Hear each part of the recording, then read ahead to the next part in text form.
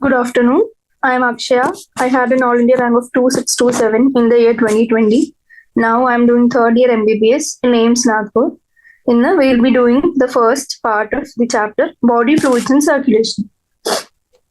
Chapter human ഫിസിയോളജിയുടെ ആണ് and അതിന് നല്ല രീതിയിൽ വെയിറ്റേജ് ഉള്ള ചാപ്റ്റർ ആണ്.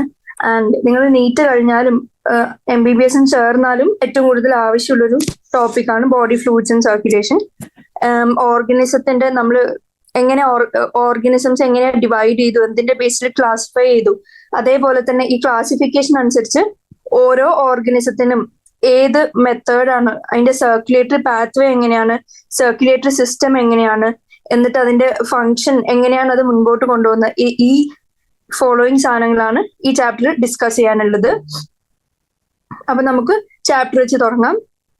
NCERTയിലെ ഫസ്റ്റ് പാരഗ്രാഫ് വെച്ച് തുടങ്ങാണ്. എല്ലാ ലിവിങ് സെൽസിനും എന്ത് വേണം? ന്യൂട്രിയൻസും ഓക്സിജനും അതർ എസെൻഷ്യൽ സബ്സ്റ്റൻസും വേണമെന്ന് നമുക്കറിയാം.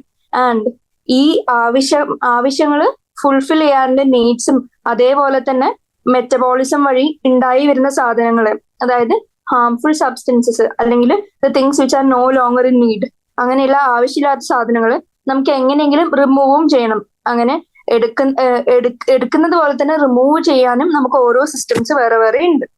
അതില് എങ്ങനെയാണ് നമ്മൾ ഈ ഹാംഫുൾ സബ്സ്റ്റൻസ് റിമൂവ് ചെയ്യുന്നത്, അല്ലെങ്കിൽ ആവശ്യമുള്ള ഓക്സിജൻ എടുക്കുന്നത് നമ്മൾ ഒരു ബോഡി പാർട്ടിലേക്ക് കൂടി ആണെങ്കിൽ അത് സർക്കുലേറ്റ് ചെയ്ത് നീഡ്സ് ഉള്ള ടിഷ്യൂസിലേക്ക് എത്തിക്കണമെങ്കിൽ അതെങ്ങനെയാണ് ആ ട്രാൻസ്പോർട്ട് നടക്കുന്നത്, എങ്ങനെയാണ് എഫിഷ്യന്റ് മെക്കാനിസംസ് വഴി ആ സർക്കുലേഷൻ നടക്കുന്നത്, അതിന്റെ മൂവ്മെന്റ് നടക്കുന്നതെന്ന് നമ്മൾ ബോഡി സർക്കുലേഷനിൽ പഠിക്കും. ആൻഡ് നമുക്കറിയാം ക്ലാസിഫിക്കേഷനിൽ വേറെ വേറെ ആനിമൽസ് വേറെ വേറെ ഗ്രൂപ്പ്സിലായിരുന്നു ഉണ്ടായിരുന്നത്. എങ്ങനെയാണ് അവർ ഇവോൾവ് ചെയ്ത രീതി വെച്ച്, അതേപോലെ തന്നെ അതേ ക്ലാസിഫിക്കേഷൻ സിസ്റ്റത്തിൽ തന്നെ നമ്മൾ സർക്കുലേഷൻ ഓൾറെഡി പഠിച്ചിരുന്നു. ഏത് ചാപ്റ്ററില്? ആനിമൽ കിങ്ഡത്തില്. അതേപോലെ ഇവിടെ പറയാണ് നമുക്കറിയാം ബേസിക് ഓർഗനിസംസ്, അതായത് ക്ലാസിഫിക്കേഷൻ ക്രൈറ്റീരിയയിലെ ഏറ്റവും ബേസിക് ലെവലിൽ ഉണ്ടായിരുന്ന ഓർഗനിസംസ്. എങ്ങനെ ബേസിക് ലെവലിൽ ഏതൊക്കെയാണ്? സ്പോഞ്ചസും സീലൻഡ്രേറ്റ്സും. അവരെന്താ ചെയ്യാം? അവർക്ക് ഒരു ബോഡി ക്യാവിറ്റി ഉണ്ട്. അവർ ജസ്റ്റ് സർക്കുലേറ്റ് ചെയ്യും. അവര് വാട്ടർ ആണ് സർക്കുലേറ്റ് ചെയ്യുന്നത്. അത് സറൗണ്ടിങ്സിൽ നിന്ന് അവർ വാട്ടർ എടുക്കും ആൻഡ് അവരുടെ ബോഡി ക്യാവിറ്റീസിലേക്കൂടെ സർക്കുലേറ്റ് ചെയ്ത് വേണ്ട സെൽസിനെല്ലാം രീതിയിൽ എക്സ്ചേഞ്ച് ഓഫ് സാധനങ്ങൾ നടക്കാൻ വേണ്ടി, അല്ലെങ്കിൽ എക്സ്ചേഞ്ച് ഓഫ് ഗ്യാസോ എന്ത് നീഡ്സിനും ഉള്ള സാധനങ്ങൾ എക്സ്ചേഞ്ച് ചെയ്യാൻ വേണ്ടി ഈ വാട്ടർ ഉപയോഗിച്ചാണ് അവർ സർക്കുലേഷൻ നടത്തുന്നത്. അപ്പൊ അവരുടെ ബേസിക് സിസ്റ്റമായി. ആൻഡ് കുറച്ചും കൂടി ഇവല്യൂഷൻ വന്ന് കുറച്ചും കൂടി കോംപ്ലക്സ് ഓർഗനിസത്തിലേക്ക് എത്തിയപ്പോ ഈ വാട്ടർ മാറി നമ്മൾ സ്പെഷ്യൽ ഫ്ലൂയിഡ്സ് കാണാൻ തുടങ്ങി. എന്തിന്? ഈ materials within the body transport ചെയ്ത് ഒരു സെല്ലിൽ നിന്ന് മറ്റു സെല്ലിലേക്ക്, അല്ലെങ്കിൽ ഒരു ഓർഗനിൽ നിന്ന് മറ്റൊരു ഓർഗനിലേക്ക് അങ്ങനെ സർക്കുലേറ്റ് ചെയ്ത് കൊണ്ടുപോവാൻ. ആൻഡ് അതിൽ നമുക്കറിയാം മോസ്റ്റ് കോമൺലി നമ്മൾ ഉപയോഗിക്കുന്ന ബോഡി ഫ്ലൂയിഡ് ഏതാ? ഹയർ ഓർഗനിസംസ് ഇൻക്ലൂഡിങ് ഹ്യൂമൻസ് ഉപയോഗിക്കുന്നത് ഏത് ഫ്ലൂയിഡ് ആണ്? നമുക്കറിയാം ബ്ലഡ് ആണ് most commonly used body fluid. And blood പോലെ തന്നെ വേറൊരു ബോഡി ഫ്ലൂയിഡ് നമുക്കറിയാം ലിംഫ് എന്താ ചെയ്യാം? ഇതേപോലെ തന്നെ വേറെ ചില സബ്സ്റ്റൻസസിന്റെ ട്രാൻസ്പോർട്ടിനെ ഹെൽപ്പ് ചെയ്യും. അങ്ങനെ നമ്മൾ ഈ ചാപ്റ്ററിൽ പഠിക്കാൻ പോകുന്നത് ഹ്യൂമൻസിനെയാണ് ബേസിക്കലി മോർ എംഫസൈസ് ചെയ്ത് പഠിക്കാൻ പോകുന്നത്. അപ്പൊ നമ്മൾ ആദ്യം ബ്ലഡ് കാണാൻ പോവാണ്. നമുക്കറിയാം ഈ ബ്ലഡ് മാത്രല്ല, ബ്ലഡിന് എന്തൊക്കെ വേണം? ബ്ലഡ് ഉണ്ട്. അതേപോലെ തന്നെ ബ്ലഡ് എവിടുന്നാ പമ്പ് ചെയ്യുന്നത്? ഹാർട്ടിൽ നിന്ന്. ആൻഡ് വയ ഏത് സാധനമാണ്, അല്ലെങ്കിൽ ഒരു സർക്കുലേറ്ററി സിസ്റ്റം അല്ലെങ്കിൽ ഏതെങ്കിലും ഒരു പാത്വേ കൂടിയിട്ടുള്ള നമുക്ക് നീഡിലുള്ള ടിഷ്യൂസിലേക്ക് എത്തിക്കാൻ പറ്റും. അപ്പൊ അത് ഏത് വഴിയാണ്? ബ്ലഡ് വെസൽ വഴി. അപ്പൊ ബ്ലഡും ഹാർട്ടും ബ്ലഡ് വെസലും വഴിയാണ് ഈ ഫ്ലൂയിഡ്സിന്റെ ട്രാൻസ്പോർട്ട് നടക്കുന്നത്. ഇനി ബ്ലഡ് എന്താ നമ്മൾ കാണുമ്പോൾ ബ്ലഡ് എന്താ? It's A special connective tissue. ആ സ്പെഷ്യൽ കണക്റ്റീവ് ടിഷ്യൂസിൽ എന്തൊക്കെ ഉണ്ടാവും? ഫ്ലൂയിഡ് മെട്രിക്സും പ്ലാസ്മയും ഫോംഡ് എലിമെന്റ്സും ആണ് ഉള്ളത് ബ്ലഡില്. അപ്പോൾ ആദ്യം ചോദിക്കുന്നത് ഏത് ടൈപ്പ് ഓഫ് ആനിമൽ ടിഷ്യൂസിൽ നമ്മൾ ഓൾറെഡി പഠിക്കുന്നതാണ്. എങ്ങനെ ബ്ലഡ് ഏത് രീതിയിലുള്ള കണക്റ്റീവ് ടിഷ്യൂവിന്റെ താഴെയാണ് വരുന്നത്. അപ്പൊ ഏതാ? അതൊരു സ്പെഷ്യൽ കണക്റ്റീവ് ടിഷ്യൂ ആണ്. ആൻഡ് അതിൽ എന്തൊക്കെയാ കൺസിസ്റ്റ് ചെയ്തിരിക്കുന്നത്? ഫ്ലൂയിഡ് മെട്രിക്സും പ്ലാസ്മയും ഫോംഡ് എലിമെന്റ്സും കൂടിയാണ് ഉണ്ടായിരിക്കുന്നത്. ഇനി നമ്മൾ ബ്ലഡിനെ ഒരു ബിഗർ പിക്ചറിൽ എടുക്കുകയാണെങ്കിൽ ബ്ലഡിൽ എന്തൊക്കെ ഉണ്ട് നമ്മൾ ആദ്യം നോക്കണം. എന്തൊക്കെയുണ്ട് നമുക്കറിയാം. 55% നമുക്ക് ബ്ലഡിൽ പ്ലാസ്മയാണ് ഉള്ളത്. എന്താണ് ഈ പ്ലാസ്മ? പ്ലാസ്മ എന്താ? അത് ഫ്ലൂയിഡ് പാർട്ടാണ്, അതായത് ഫ്ലൂയിഡ് കോമ്പണന്റ് ആണ് ഈ ബ്ലഡിലത്തെ. And it is pale yellowish in colour. അതിന്റെ കളർ പെയിൽ യെല്ലോ. അതേപോലെ തന്നെ പ്ലാസ്മ ഉള്ളത് പോലെ തന്നെ 55% പ്ലാസ്മ. അപ്പൊ ബാക്കി 45% എന്തായിരിക്കും? 45% കോൺസ്റ്റിറ്റ്യൂട്ട് ചെയ്യുന്നത് നമ്മുടെ ബ്ലഡ് കോർപ്പസിൽസ്. ബ്ലഡ് കോർപ്പസിൽസ് എന്ന് വെച്ചാൽ എന്താ? ബ്ലഡിന്റെ സെല്ലുലാർ കണ്ടന്റ്സ്. സെല്ലുലാർ കണ്ടന്റ്സിന്റെ താഴെ എന്തൊക്കെ വരും നമുക്കറിയാം. RBC, WBC, platelets. ഈ 3 സാധനങ്ങളും ബ്ലഡ് കോർപ്പസിൽസിന്റെ താഴെ വരും. ഇനി നമ്മള് പ്ലാസ്മേനെ പതുക്കെ കൂടുതൽ പഠിക്കാൻ പോകാൻ പ്ലാസ്മേനെ പറ്റി. പ്ലാസ്മ എന്താ? അത് ഫ്ലൂയിഡ് പാർട്ടാണ് നമുക്കറിയാം. It's A straw coloured viscous fluid. എത്ര കോൺസ്റ്റിറ്റ്യൂട്ട് ചെയ്യുക ടോട്ടൽ ബ്ലഡിന്റെ? നമ്മൾ ഓൾറെഡി കണ്ടു. അത് 55%. ടോട്ടൽ ബ്ലഡിന്റെ 55% ആണ് പ്ലാസ്മ കോൺസ്റ്റിറ്റ്യൂട്ട് ചെയ്യുന്നത്. ആൻഡ് ഈ പ്ലാസ്മയിൽ തന്നെ 90 to 92% എന്താണ്? പ്ലാസ്മയിലെ മേജർ കണ്ടന്റ്. പ്ലാസ്മേനെ നമ്മൾ ഡിവൈഡ് ചെയ്താൽ അതിൽ 90 to 92% ഓഫ് പ്ലാസ്മ എന്ന് പറയുന്നത് വാട്ടർ ആകുന്നു. ആൻഡ് ബാക്കിയുള്ള എന്തായിരിക്കും? ബാക്കിയുടെ 6-8% ഉണ്ടല്ലോ, അതെന്തായിരിക്കും? 6 to 8% പ്രോട്ടീൻസ് കൊണ്ടാണ് ഉണ്ടാക്കിയിരിക്കുന്നത്. 6 to 8% പ്രോട്ടീൻ ആൻഡ് 90 to 92 എത്ര? വാട്ടർ ആയി. ഇനി വേറെന്തൊക്കെ ഉണ്ട്? ഈ മേജർ പ്രോട്ടീൻസ്. ഈ പ്രോട്ടീൻസ് നോക്കുകയാണെങ്കിൽ മേജർ പ്രോട്ടീൻസിൽ ഏതൊക്കെ വരും? ഫിബ്രിനോജൻ, നമുക്കറിയാം ക്ലോട്ടിങ്ങിന് കാണുന്നതാണ്. Globulin and albumin. ഈ 3 എണ്ണമാണ് മേജർ പ്രോട്ടീൻ. നമ്മൾ എന്ത് കണ്ടു? പ്ലാസ്മ എന്താന്നുണ്ട്? Straw coloured viscous fluid. ബ്ലഡിന്റെ എത്ര ശതമാനം കോൺസ്റ്റിറ്റ്യൂട്ട് ചെയ്തു പ്ലാസ്മ? 55%. ഈ പ്ലാസ്മയിലും തന്നെ നമ്മൾ നോക്കുമ്പോൾ പ്ലാസ്മേനെ രണ്ട് ആയിട്ട് ഡിവൈഡ് ചെയ്തു. അതിൽ water which is A major content constitutes 90 to 92%. ഇനി ബാക്കി 6 to 8% ആരാ ഉണ്ടാക്കുന്നത്? പ്രോട്ടീൻ. ഈ പ്രോട്ടീനിൽ തന്നെ major protein fibrinogen, globulin, albumin. ഇനി നമുക്കറിയാം ഫിബ്രിനോജിന്റെ ഫംഗ്ഷൻ എന്താ? Clotting and coagulation of blood. ഫിബ്രിനോജിന്റെ ഫംഗ്ഷനായി ഗ്ലോബുലിൻസ് നമുക്കറിയാം. ഗാമ ഗ്ലോബുലിൻസ് എന്നൊക്കെ പറഞ്ഞ് പഠിക്കും നമ്മൾ ഓൾറെഡി മുമ്പോട്ട് പോകുമ്പോൾ. അതെന്താ? Defence mechanism. അതായത് ഒരു ഫോറിൻ സബ്സ്റ്റൻസ് ബോഡിയിലേക്ക് വന്നാൽ അതിനെ ഫൈറ്റ് ചെയ്ത് ഇമ്മ്യൂണിറ്റി ഉണ്ടാക്കാൻ അല്ലെങ്കിൽ ഡിഫെൻസ് ചെയ്യാൻ ഉള്ള സഹായിക്കുന്ന സാധനമാണ് ഏത്? ഗ്ലോബുലിൻ. ആൻഡ് ആൽബുമിൻ എന്താ ചെയ്യാ? Albumin osmotic balance. Osmotic balance help ചെയ്യുന്ന സാധനമാണ് ആൽബുമിൻ. ആൻഡ് ഇതേ പ്ലാസ്മയിൽ തന്നെ ചെറിയ എമൗണ്ട് ഓഫ്, അതായത് വെരി ലിറ്റിൽ അല്ലെങ്കിൽ മൈനർ ആയിട്ടുള്ള കോൺസ്റ്റിറ്റ്യൂട്ട് ചെയ്യുന്ന എന്തൊക്കെയാ? ചില മിനറൽസ്. ആ മിനറൽസിന്റെ example Na+, calcium, magnesium, bicarbonate, chloride, ഈ വരുന്ന മിനറൽസ് ആണ്. ആൻഡ് പ്ലാസ്മയില് ഗ്ലൂക്കോസും അമിനോ ആസിഡ്സും ലിപ്പിഡ്സും കൂടി ഒരു ചെറിയ എമൗണ്ടിൽ കാണാൻ പറ്റും. ആൻഡ് ഒരു കാര്യം കൂടെ പറയാൻ, നമ്മൾ ഓൾറെഡി പഠിച്ചു മേജർ പ്രോട്ടീൻസ് ആയിട്ട് ഫിബ്രിനോജൻ, ആൽബുമിൻ, ഗ്ലോബുലിൻ ആണ് കാണുക. അതിലെ ഫിബ്രിനോജൻ ആക്ച്വലി ഇനാക്റ്റീവ് ഫോമിലാണ് പ്ലാസ്മയിൽ കാണപ്പെടുന്നത്. ആൻഡ് നമ്മൾ ഈ പ്ലാസ്മേനെ എടുത്ത് നമുക്കറിയാം പ്ലാസ്മയിൽ 90 to 92% വാട്ടറാണ്, ബാക്കി 6 to 8% ആണ് പ്രോട്ടീൻ. ഈ പ്ലാസ്മേനെ നമ്മൾ ഈ ക്ലോട്ടിംഗ് ഫാക്ടേഴ്സ് കളഞ്ഞു.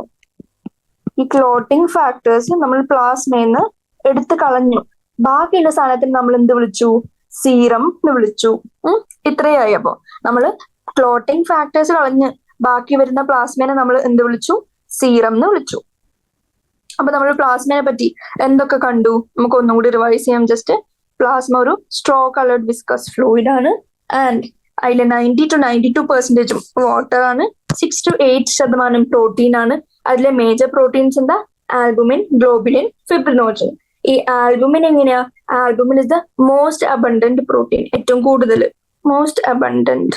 അത് ആക്ച്വലി എന്താ? ഒരു കൊളോയിഡ് രീതിയിലാണ്, കൊളോയിഡ് ഫോമിലായതുകൊണ്ട് തന്നെ which help them in holding water. അതുകൊണ്ടാണ് അവർ ഓസ്മോട്ടിക് ബാലൻസിന് സഹായിക്കുന്നത്. And it constitutes blood colloidal osmotic pressure. അതുകൊണ്ടാണ് ഓസ്മോട്ടിക് ബാലൻസ് ചെയ്യാൻ പറ്റുന്നത്.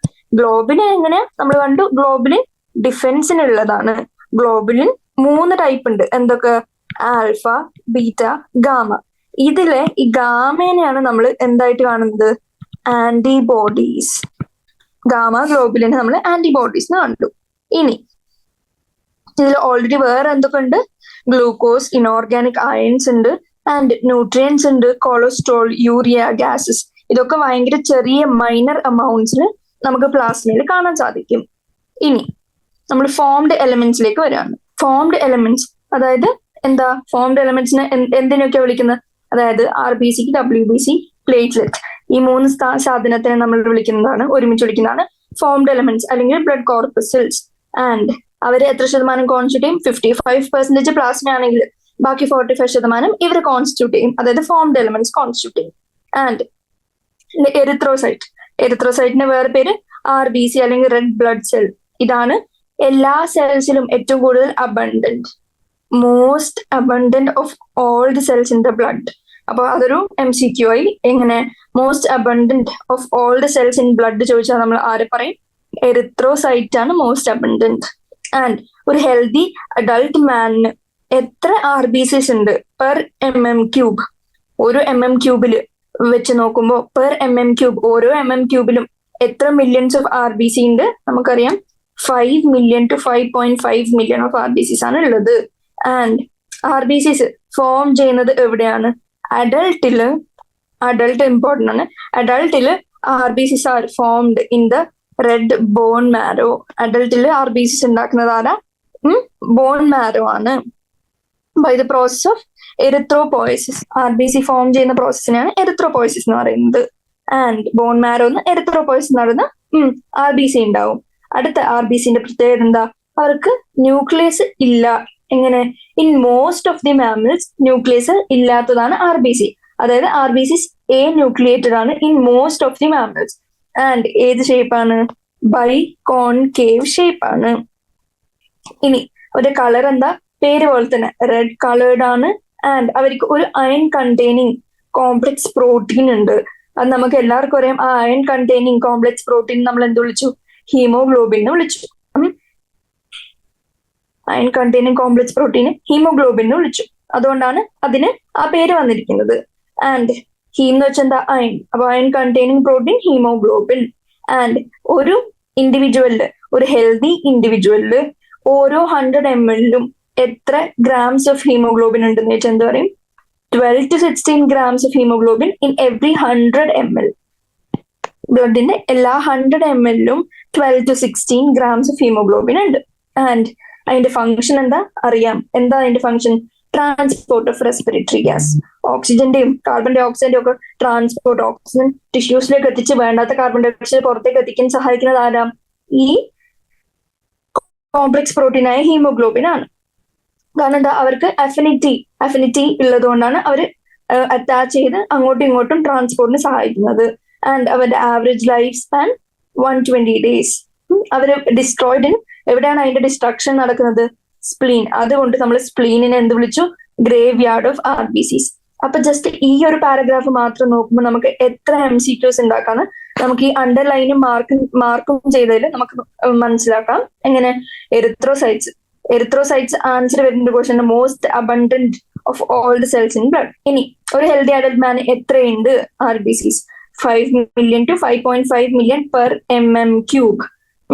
അത്രയുണ്ട്. ആൻഡ് ഫോർ അഡൾട്ടില് എറിത്രോപോയസിസ് നടക്കുന്നത് red bone marrow. And most of the മാമൽസിൽ RBCs A ന്യൂക്ലിയേറ്റഡ് ആണ്. ഷേപ്പ് ഏതാണ്?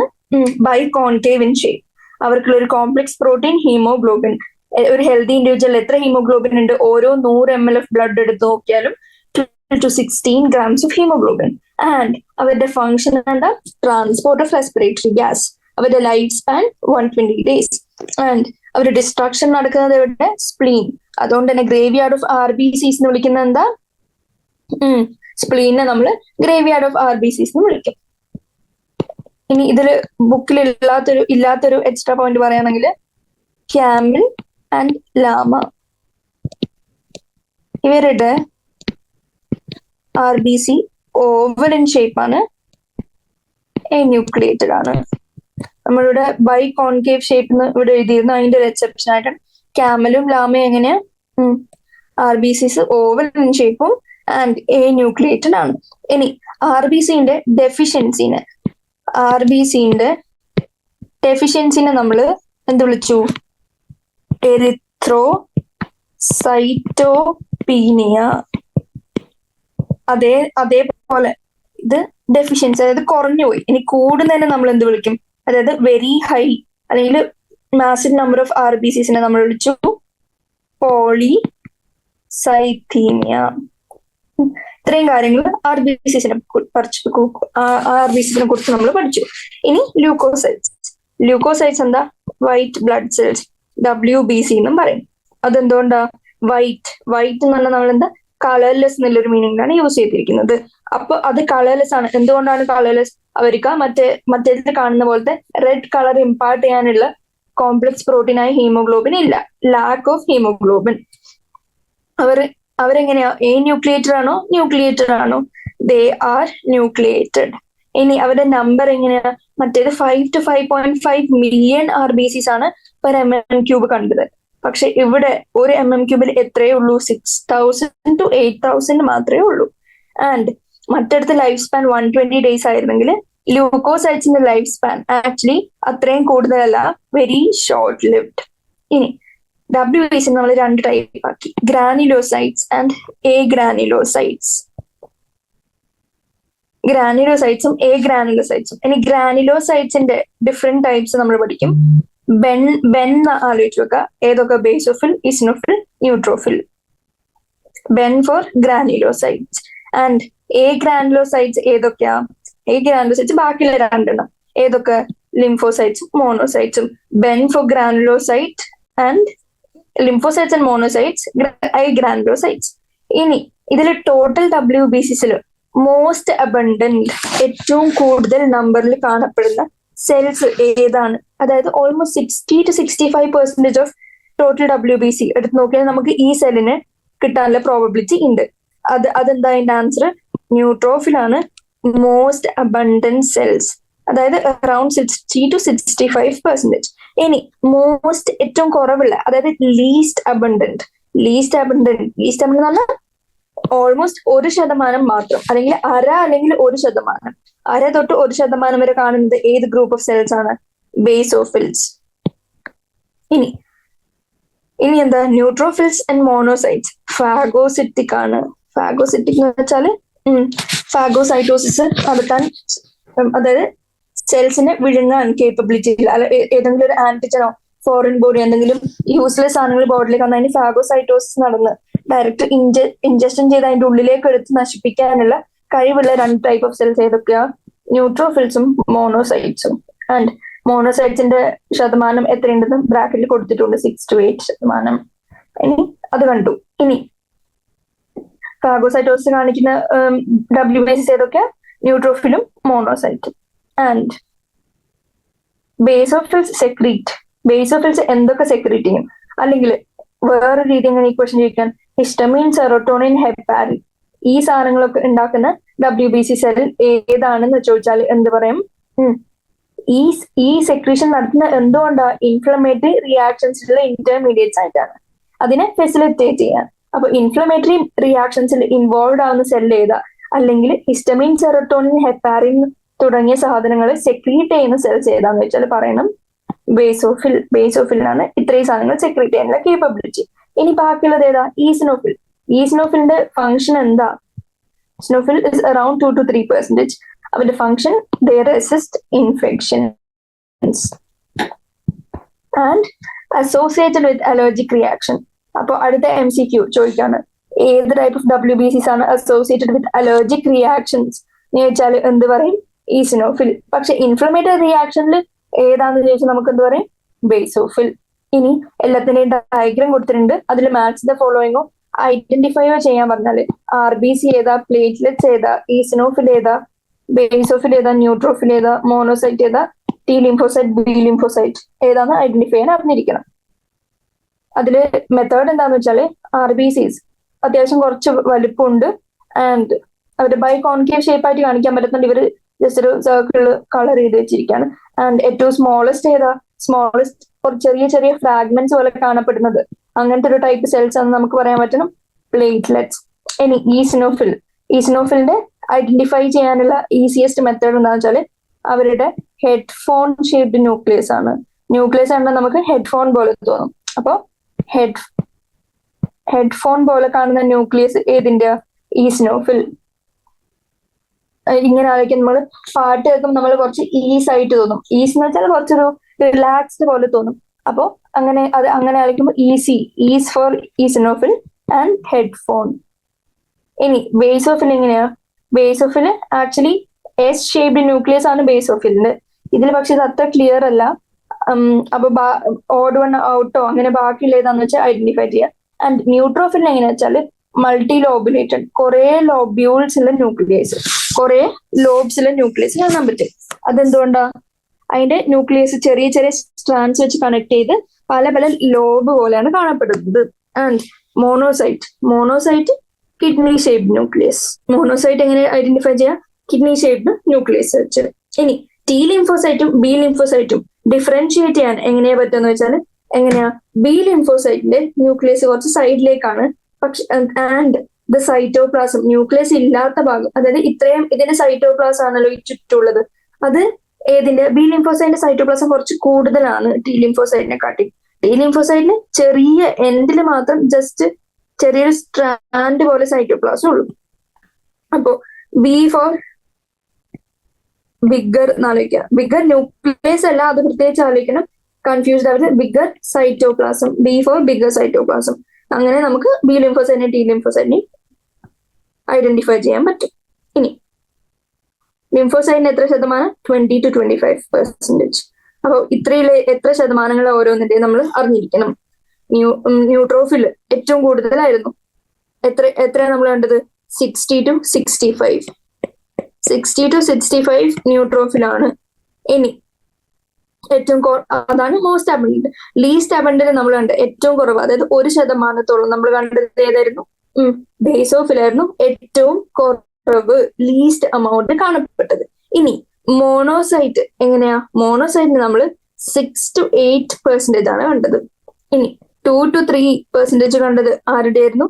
ഈസിനോഫിലിന്റെ. ഇനി ബാക്കിയുള്ളത് 20 to 25% നമ്മൾ കണ്ടത് ആരെയാ? ലിംഫോസൈറ്റിനെ. ഈ ബോക്സ് ഇത് ആരുടെയാണ്? മാച്ച് ദ ഫോളോയിങ്ങോ മറ്റോ ചോദിച്ചാൽ എഴുതാണ്ട രീതിയിലാക്കണം. ആൻഡ് ഇതും ഇമ്പോർട്ടന്റ് ആണ്. ഐഡന്റിഫൈ ചെയ്യാനുള്ള മെത്തേഡ്സ് ഞാൻ ഓൾറെഡി പറഞ്ഞു കഴിഞ്ഞു. ഇനി പഠിക്കാൻ പോകുന്നത് ലിംഫോസൈറ്റ്സിന് 2 ടൈപ്പ് ഉണ്ട്, ബി ആൻഡ് ഡി. അതിന്റെ ഡയഗ്രം നമ്മൾ കണ്ടാണ്. B for bigger cytoplasm. അത് ആക്ച്വലി ബിന്റെ ബിഗർ സൈറ്റോപ്ലാസിന്റെ അബ്രിവേഷൻ ഒന്നുമല്ല, ബി വേറൊരു അബ്രിവേഷൻ ആണുള്ളത്. ജസ്റ്റ് ഞാൻ ന്യൂമോണിക് പോലെ ഓർത്തു വെക്കാൻ പറഞ്ഞതേ ഉള്ളൂ. ഇനി ലിംഫോസൈറ്റിന്റെ ഫംഗ്ഷൻ ഇമ്മ്യൂൺ റെസ്പോൺസ്. ഇനി പ്ലേറ്റ്ലെറ്റ്സിന്റെ വേറെ പേര് ത്രോംബോസൈറ്റ്സ്. എന്താ? ഞാൻ ഡയഗ്രാം പറഞ്ഞപ്പോഴേ പറഞ്ഞത് ചെറിയ ഫ്രാഗ്മെന്റ്സ് പോലെ കാണപ്പെട്ടതാണ്. ഡയഗ്രാമിൽ ഐഡന്റിഫൈ ചെയ്യാനുള്ള മെത്തേഡ് ഫ്രാഗ്മെന്റ്സ് പോലെ ആയിരുന്നു. അത് തന്നെയാണ് അതിന്റെ ഡെഫിനിഷനും. They are cell fragments produced from. ആരാ ഉണ്ടാക്കുന്നത്? പ്ലേറ്റ്ലെറ്റ്സ് ഉണ്ടാക്കുന്ന പ്ലേറ്റ്ലെറ്റ് ഫോമിംഗ് സെൽസിനെ നമ്മൾ എന്ത് വിളിച്ചു? മെഗാ കാരിയോസൈറ്റ്സ് എന്ന് വിളിച്ചു. ആൻഡ് ബ്ലഡിൽ എത്ര പ്ലേറ്റ്ലെറ്റ്സ് ഉണ്ട്? 1,50,000 to 3,50,000 platelets per mm³. WBCs 6,000 to 8,000 ആയിരുന്നു. അതേപോലെ RBCs 5 to 5.5 million ആയിരുന്നു. പക്ഷെ ഇത് 1.5 ലക്ഷം to 3.5 ലക്ഷം പ്ലേറ്റ്ലെറ്റ്സ് മാത്രമേ ഉള്ളൂ. അപ്പൊ ഏറ്റവും കുറവ് WBC ആൻഡ് ഏറ്റവും കൂടുതൽ RBC. നടുക്ക് വരുന്നതാണ് പ്ലേറ്റ്ലെറ്റ്സ്. പ്ലേറ്റ്ലെറ്റ്സ് ക്യാൻ റിഡ്യൂസ് എന്ത്? കൊയാഗുലേഷൻ അല്ലെങ്കിൽ ക്ലോട്ടിങ്ങിന് ആവശ്യമുള്ള സാധനങ്ങൾ റിലീസ് ചെയ്യാനുള്ള കേപ്പബിലിറ്റിയാണ് ഈ പ്ലേറ്റ്ലെറ്റ്സ്. പ്ലേറ്റ്ലെറ്റ് മേജർ ആയിട്ടും എന്ത് ഫംഗ്ഷൻ ആണ് ഹെൽപ്പ് ചെയ്യുന്നത്? കൊയാഗുലേഷൻ അല്ലെങ്കിൽ ക്ലോട്ടിങ് ഫംഗ്ഷൻ. ആൻഡ് പ്ലേറ്റ്ലെറ്റ്സ് ഭയങ്കര അധികം കുറഞ്ഞാല് എന്തുണ്ടാവും? അവര് ക്ലോട്ടിങ് ഡിസോർഡേഴ്സ് ഉണ്ടാക്കും. ക്ലോട്ടിങ് ഡിസോർഡേഴ്സ് ഉണ്ടാകുമ്പോൾ എക്സസീവ് ലോസ് ഓഫ് ബ്ലഡ് ഉണ്ടാവും. കാരണം ക്ലോട്ട് ഫോം ചെയ്യുമ്പോൾ ബ്ലഡ് പുറത്തേക്ക് പോകുന്ന നിൽക്കുക ചെയ്യുക. കാരണം അത് അവരൊരു വാൾ അല്ലെങ്കിൽ സീലിംഗ് ഒരു സ്ട്രോങ് ബൗണ്ടറി പോലെ അത് ആക്ട് ചെയ്യുന്നുണ്ട്. പക്ഷെ ക്ലോട്ട് ഫോർമേഷൻ നടക്കുന്നില്ല. അതായത് ക്ലോട്ടിങ് ഡിസോർഡർ ഉണ്ട് എങ്കിൽ എങ്ങനെയാ? എക്സസീവ് ബ്ലഡ് ലോസ് ഉണ്ടാവാൻ സാധ്യതയുണ്ട്. ഇനി ഒരു പ്രീവിയസ് ക്വസ്റ്റ്യൻ ചോദിച്ച ക്വസ്റ്റ്യൻ ആണ്, WBCസിന്റെ ഷേപ്പ് എങ്ങനെ ഡിസ്ക്രൈബ് ചെയ്യാൻ പറ്റും? അമീബോയിഡ് ഷേപ്പ് ആയതുകൊണ്ട് തന്നെ ഒരു ഫിക്സ്ഡ് ഷേപ്പ് അല്ല, അതായത് ഇങ്ങനെയാണ് ഫിക്സ്ഡ് ആയിട്ട് പറയാൻ പറ്റില്ല. ചിലപ്പോൾ അങ്ങനെ ഇങ്ങനെ ഒരു എലാസ്റ്റിക് പോലെ, ഒരു റബ്ബർ ബോൾ പോലെ ഷേപ്പ് മാറാനുള്ള സാധ്യതയുണ്ട്. അതുകൊണ്ട് എന്താ ഗുണം എന്താ? അതുകൊണ്ട് അവര് ഡയാപീഡിസിസ് എന്ന് പറഞ്ഞ ഫിനോമിനൻ കാണിക്കും. ഡയാപീഡിസിസ് എന്ന് പറഞ്ഞാൽ ദ സ്ക്വീസിങ് ഓഫ് WBC. അത് ഒരു ചെറിയൊരു ബ്ലഡ് വെസലിന്റെ വാളിന്റെ ഉള്ളിൽ കൂടി അല്ലെങ്കിൽ ചെറിയ പോർസിന്റെ ഉള്ളിൽ കൂടി പുറത്തേക്ക് പോകാനുള്ള എക്സ്ട്രാവസേഷൻ നടക്കാനുള്ള കേപ്പബിലിറ്റി ഉള്ളതുകൊണ്ട് ഒരു ഷേപ്പ് ചേഞ്ചിങ് ആണ്. അതുകൊണ്ട് നമുക്കറിയാം അമീബ എങ്ങനെയാ? അമീബക്ക് ഒരു സ്പെസിഫിക് ഷേപ്പ് ഇല്ല, ഒരു അമോർഫസ് ഫോം ആണ് അമീബയുടെ. അതേപോലെ തന്നെ WBCക്കും സ്ക്വീസ് ഔട്ട് ചെയ്യാനുള്ള, ഒരു ചെറിയ ഗ്യാപ്പ് കിട്ടിയ സ്ക്വീസ് ഔട്ട് ചെയ്യാനുള്ള ടെൻഡൻസി ഉള്ളതുകൊണ്ട് അതിനെ അമീബോയിഡ് ഷേപ്പ് എന്ന് വിളിക്കും. ആൻഡ് ഇറ്റ് ഷോസ് ഡയാപെഡിസിസ് എന്ന് പറഞ്ഞ ഫിനോമിനൻ. ആൻഡ് WBCs ഭയങ്കരമായിട്ട് കുറഞ്ഞു. ലോ നമ്പർ ഓഫ് WBCസിനെ നമ്മൾ ലൂക്കോപീനിയ എന്ന് വിളിക്കും. നല്ലോണം കൂടിയാലോ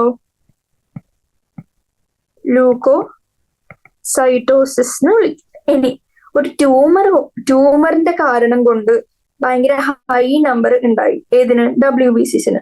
അതിനെയാണ് നമ്മള് ബ്ലഡിലെ WBC വല്ലാണ്ട് കൂടും. ട്യൂമർ അതിനെ നമ്മൾ ലുക്കീമിയ എന്ന് വിളിക്കും. ഇനി WBCസിനെ ടൈപ്പ് ആക്കി ഗ്രാനുലോസൈറ്റിൽ ബെൻ ആണ് ഓർത്ത് വെക്കാൻ പറഞ്ഞത്. Basophil, ഈസ്റ്റിനോഫിൽ, neutrophil. ഗ്രാനുലോസൈറ്റിൽ ബാക്കിയുള്ള 2 സാധനങ്ങൾ എന്തൊക്കെ?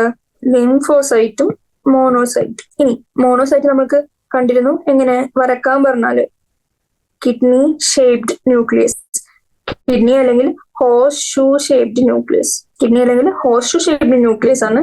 ഞാൻ എന്റെ വേറൊരു പ്രത്യേകതയുണ്ട്, അത് ലാർജസ്റ്റ് ആണ്. മോസ്റ്റ് അബണ്ടന്റ് അല്ല, ലാർജസ്റ്റ്. അതിന്റെ വലിയ സൈസ് ആണ്. And they are phagocytic in nature. ആരെ പോലെ? ന്യൂട്രോഫിലും ഫാഗോസിറ്റിക് ആയിരുന്നു. അപ്പൊ ഫാഗോസിറ്റിക്കിന്റെ ന്യൂട്രോഫിലിനെ പോലെ അതും ഫാഗോസിറ്റിക് ആണ്. ആൻഡ് സൈറ്റ് എങ്ങനെയാ? ബിയും ഉണ്ട് ടിയും ഉണ്ട്. ബിയില് ബിഗർ സൈറ്റോപ്ലാസം ആയിരിക്കും, ടിയില് കുറവ് സൈറ്റോപ്ലാസം മാത്രമേ ഉണ്ടാവുള്ളൂ. ആൻഡ് ബിന്റെ ടിന്റെ ഫങ്ഷൻ എന്താ? B for antibody formation. പക്ഷെ ടിയോ ലിംഫോസൈറ്റിന്റെ സഹായം. ആൻഡ് അടുത്തത് എന്താ? ആദ്യത്തെ ന്യൂട്രോഫിൽ. നമുക്ക് ന്യൂട്രോഫിൽ അറിയാം, അതിന് മോസ്റ്റ് അബണ്ടന്റ് സെൽസ് ആണ്. മോസ്റ്റ് അബണ്ടന്റ് ഏറ്റവും കൂടുതൽ ഏതാന്ന് വെച്ചാൽ നമ്മൾ പറയും ന്യൂട്രോഫിൽ. ആൻഡ് ഒരു പ്രത്യേകത എന്ന് വെച്ചാൽ can stay by both acidic and basic dyes. അതിന് നമ്മൾ PMNL എന്നും കൂടി വിളിക്കും. PMNL refers to ഏതിനാണ്? ന്യൂട്രോഫിൽ. ലൂയിസ് ഞാൻ ഓൾറെഡി പറഞ്ഞിരുന്നു, കുറെ ലോബ്യൂൾസ് ആയിട്ട് ഇങ്ങനെ കാണാൻ പറ്റും. അങ്ങനെ ലോബ്യൂൾസ് ആണെന്നാണ് ഇതിന് പോളിമോർഫോ ന്യൂക്ലിയർ ലൂക്കോസൈറ്റ് പറയാൻ പറ്റുന്നത്. ആൻഡ് ഇറ്റ് ഫോംസ് 60 to 65% ഉണ്ട്. ആൻഡ് ഇതിന്റെ ഫങ്ഷൻ എന്താ? ഫാഗോസിറ്റിക്. അതായത് ഒരു സ്ഥലത്ത് ഒരു ഇൻഫെക്ഷ്യസ് ഏജന്റ് വന്നു, അപ്പൊ അവിടെ ഫസ്റ്റ് വന്നിരിക്കുന്നത്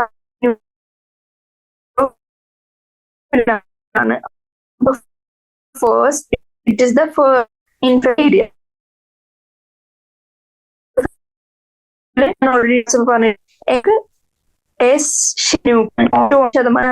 ബേസിക് ഡൈസ്. ഇവിടെ നമ്മൾ ബോത്ത് അസിഡിക് ആൻഡ് ബേസിക് ഉണ്ട്. നമ്മുടെ ബേസിക് മാത്രമേ ഉള്ളൂ. എന്താ? കോസിംഗ് നേഷൻ. ആരുടെയൊക്കെ റിലീസ് വഴി? ഹെപ്പാരിൻ, ഹിസ്റ്റമിൻ ഒക്കെ റിലീസ് വഴി അവർ ഇൻഫ്ലമേഷൻ കോസ് ചെയ്യും. ബേസോഫിലിനെ പറ്റി കണ്ടു. ഹെഡ്ഫോൺ ഷേപ്ഡ് ന്യൂക്ലിയസ് ആണ് ഈസിനോഫിലിന്. കുറച്ച് സൈസ് വലുതായി പോയി. ഇത്രയും വലുതല്ല, ഏറ്റവും വലുത് ലാർജസ്റ്റ് ഏതായിരിക്കും? മോണോസൈറ്റ് ആണെന്ന് നമുക്കറിയാം. ഹെഡ്ഫോൺ ഷേപ്ഡ് ആണ്. ആൻഡ് എത്ര ശതമാനം? 2 to 3%. They are stained by acidic dyes. ഇനി ഫംഗ്ഷൻ എന്താ? സപ്രസ് അലർജി, ഇത്രയും കാര്യങ്ങൾ. പിന്നെ നമ്മൾ പ്ലേറ്റ്ലെറ്റ്സിനെ കണ്ടു. പ്ലേറ്റ്ലെറ്റ്സ് നമുക്കറിയാം എന്താ? പ്ലേറ്റ്ലെറ്റ്സിന്റെ മെയിൻ ഫംഗ്ഷൻ ക്ലോട്ടിങ് അല്ലെങ്കിൽ കൊയാഗുലേഷന് ഹെൽപ്പ് ചെയ്യാന്നുള്ളതാണ്. പ്ലേറ്റ്ലെറ്റ്സ് കൂടിയ അവസ്ഥേനെ ആൻഡ് കുറഞ്ഞ അവസ്ഥ എന്ത് വിളിക്കും? Law, high.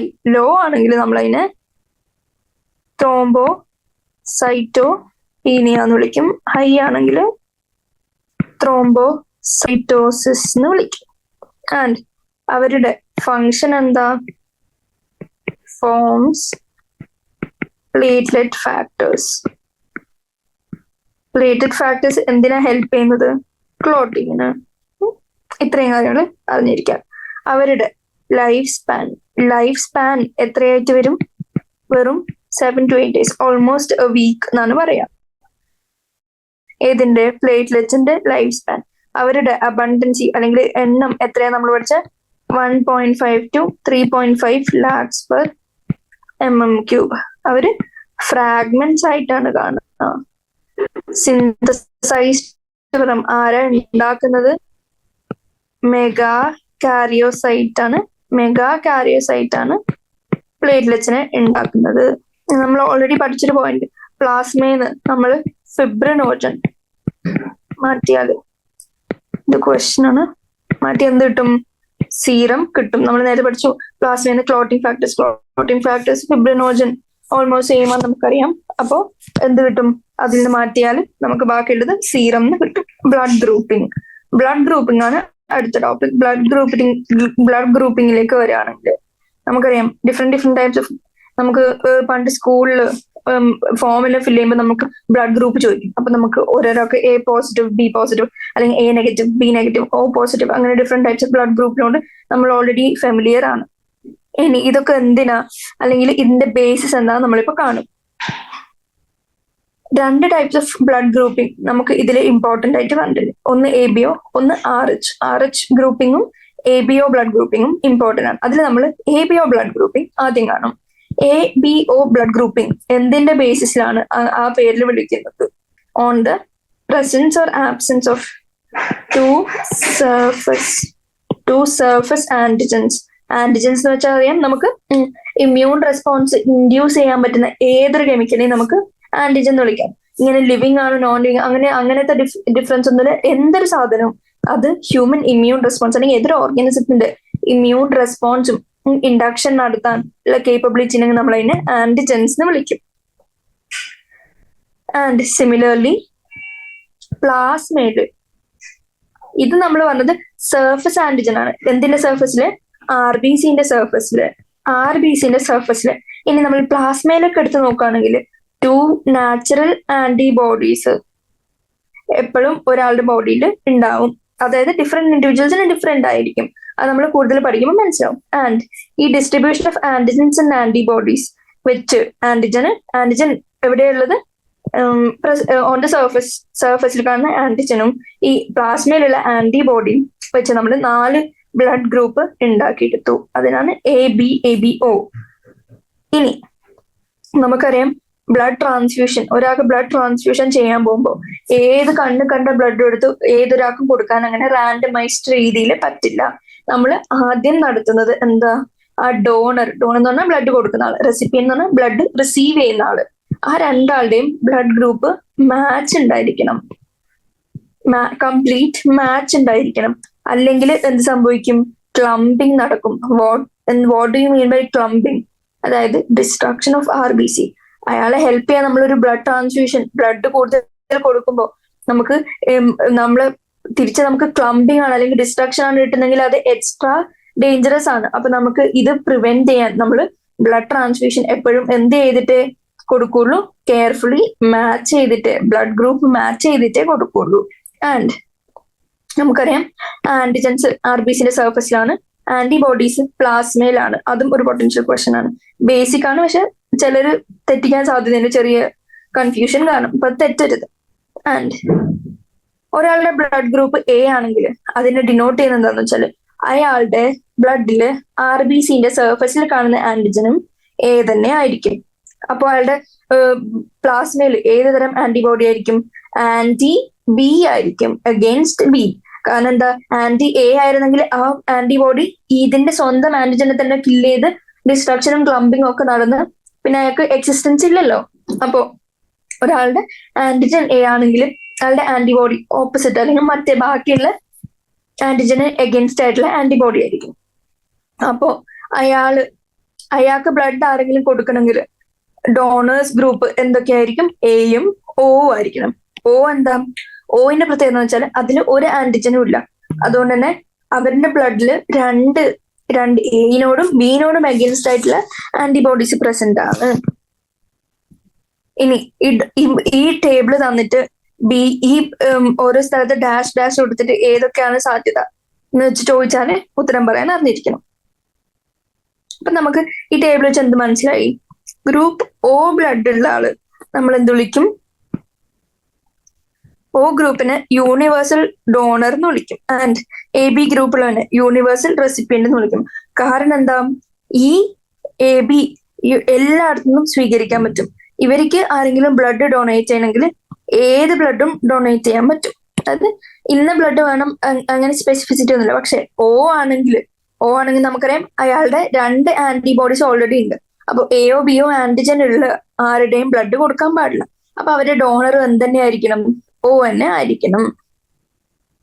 അതുകൊണ്ട് O ഗ്രൂപ്പിനെ നമ്മൾ യൂണിവേഴ്സൽ ഡോണേഴ്സ് എന്ന് വിളിച്ചു.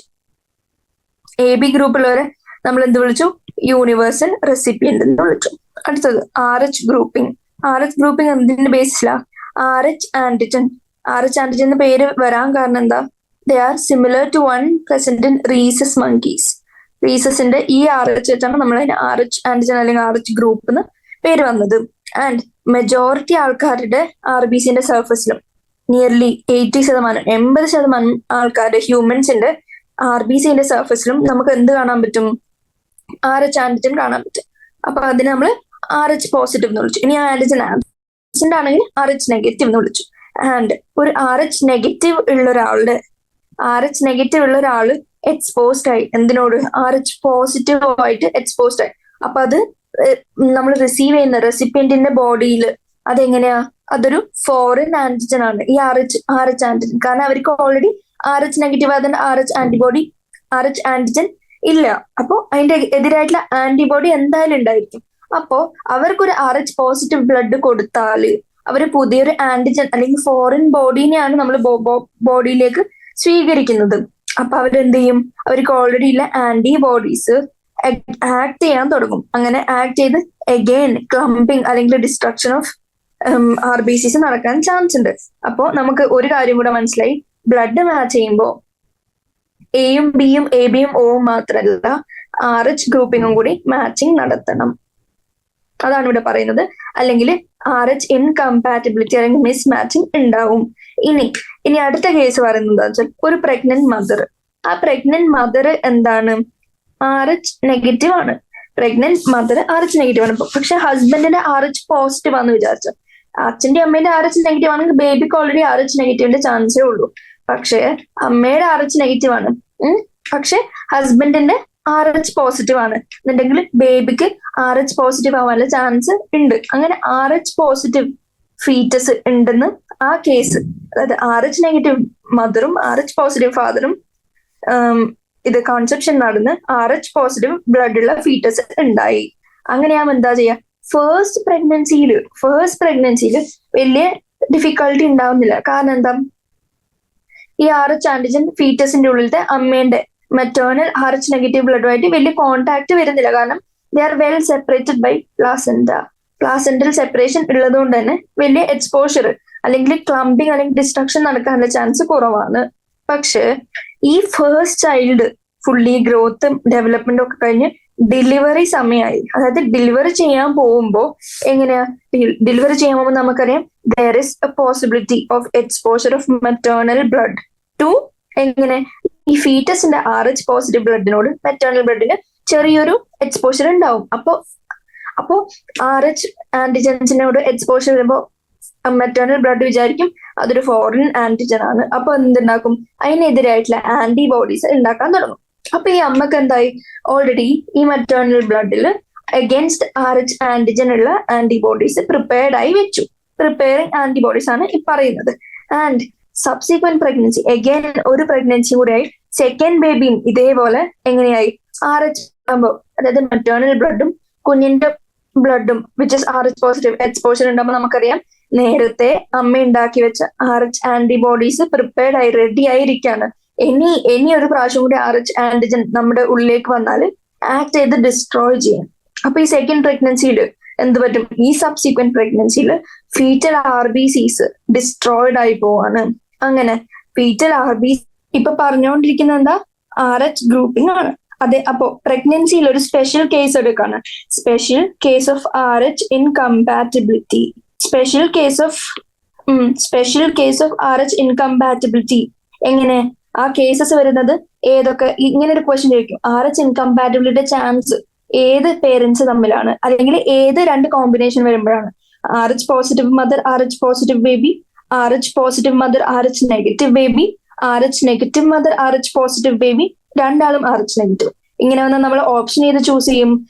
RH നെഗറ്റീവ് അമ്മയും RH പോസിറ്റീവ് ഫീറ്റസും തമ്മിൽ വരുമ്പോഴാണ് ഈ RH ഇൻകമ്പാറ്റബിലിറ്റി അല്ലെങ്കിൽ മിസ് മാച്ചിങ്ങിന്റെ ചാൻസ് വരുന്നത്.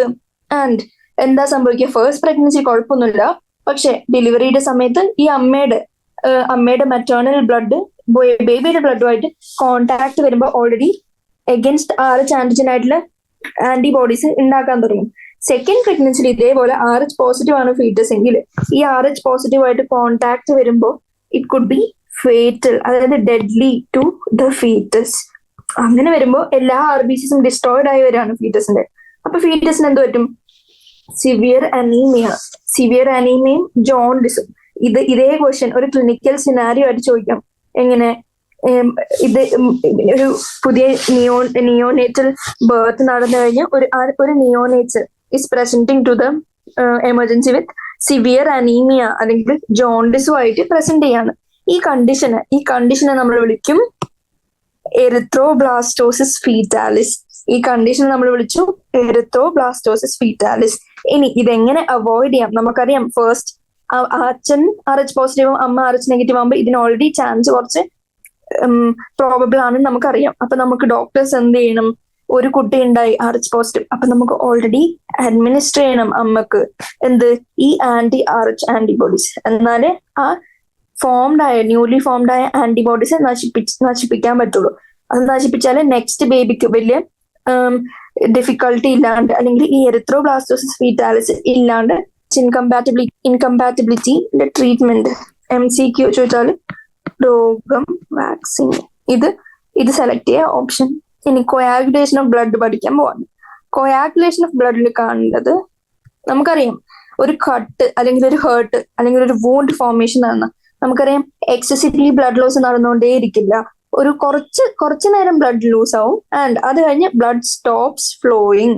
എന്തുകൊണ്ടായിരിക്കും, കാരണം ഈ പുറത്ത് വരുന്ന ഊസ് ഔട്ട് ചെയ്യുന്ന ബ്ലഡിന് ഒരു ഇൻഹറന്റ് കപ്പാസിറ്റി ഉണ്ട് to cause coagulation or clotting. ഏതൊരു ഇഞ്ചറിയുടെയോ ട്രോമയുടെയോ എൻഡില് കൊയാഗുലേഷൻ അല്ലെങ്കിൽ ക്ലോട്ടിങ് എന്ന് പറഞ്ഞ മെക്കാനിസം വഴി ബ്ലഡ് ലോസ് സ്റ്റോപ്പ് ചെയ്യാനുള്ള ഇൻഹറന്റ് കേപ്പബിലിറ്റി ഉണ്ട്.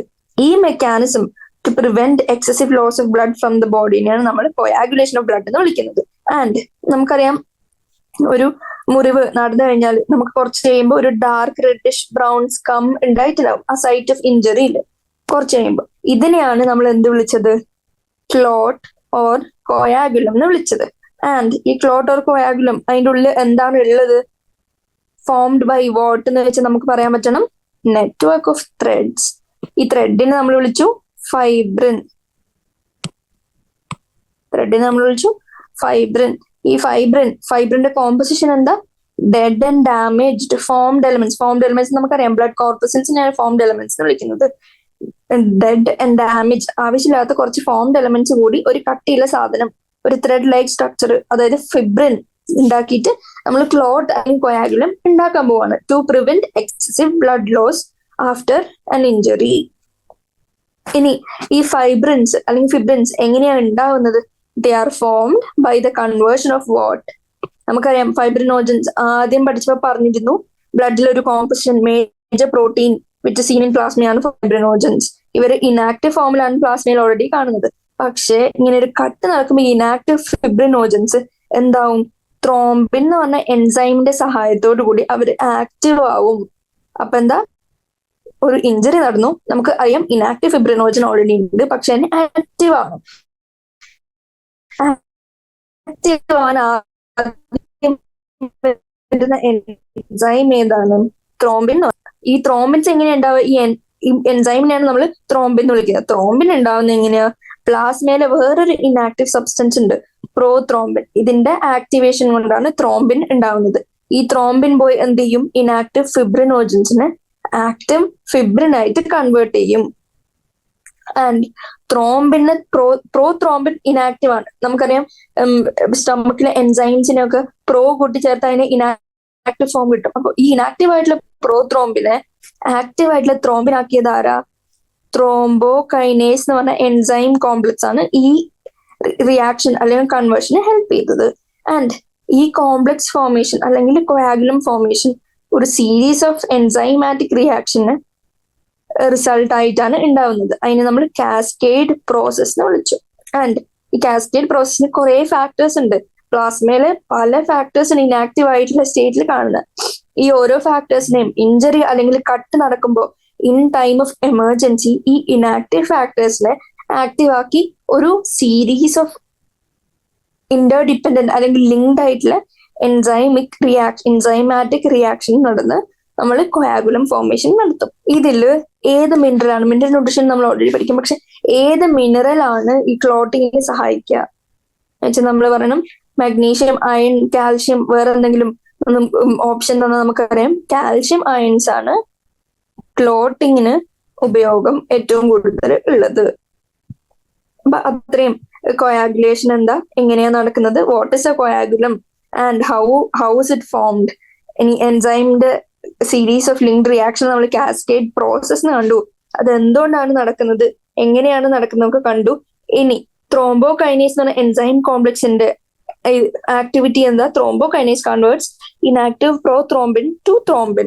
ഈ ത്രോംബിൻ കാൽഷ്യത്തിന്റെ സഹായത്തോടു കൂടി നമ്മുടെ സോൾയുബിൾ ആയിട്ടുള്ള ഫിബ്രിനോജനെ ഇൻസോൾയുബിൾ ആയിട്ടുള്ള ഫിബ്രിൻ ആക്കും. നമുക്കറിയാം കൊയാഗുലം അല്ലെങ്കിൽ ഈ സ്കം, റെഡിഷ് ബ്രൗൺ സ്കം എന്ന് പറയുന്ന ഒരു സോളിഡ് സാധനമാണ്. അതായത് അങ്ങനെ ഡിസൊല്യൂഷൻ നടക്കാൻ പറ്റാത്ത സാധനമായിരിക്കണം, എന്നാലല്ലേ നമുക്ക് ബ്ലഡ് ലോസ് പ്രിവെന്റ് ചെയ്യാൻ പറ്റുള്ളൂ.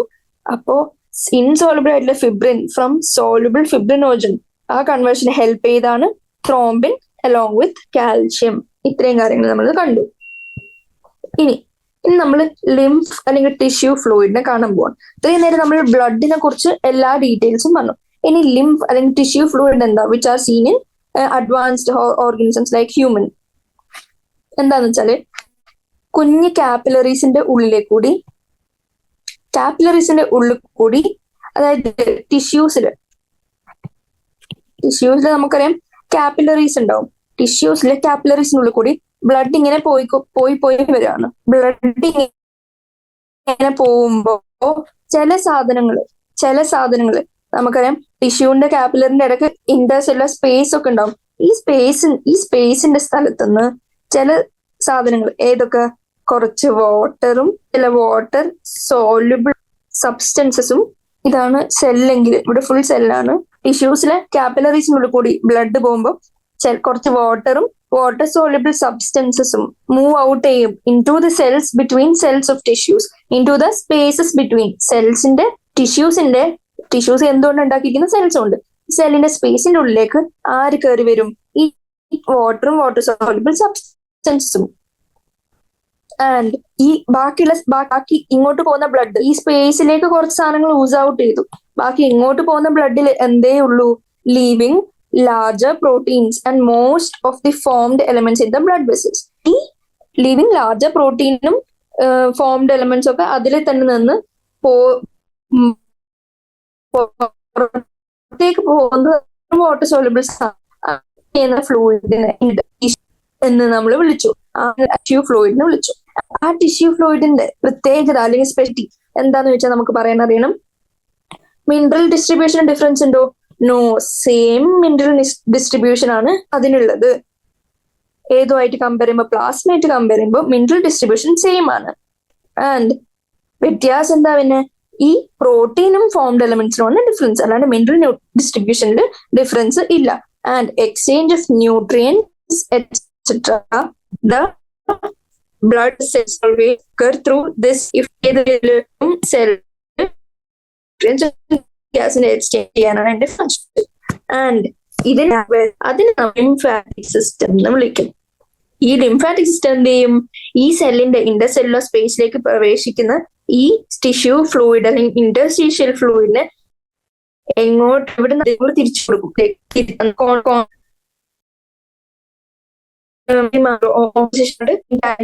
അപ്പൊ ഇതിന് ചെയ്ത് ഈ ഫങ്ഷൻ നടത്തുന്ന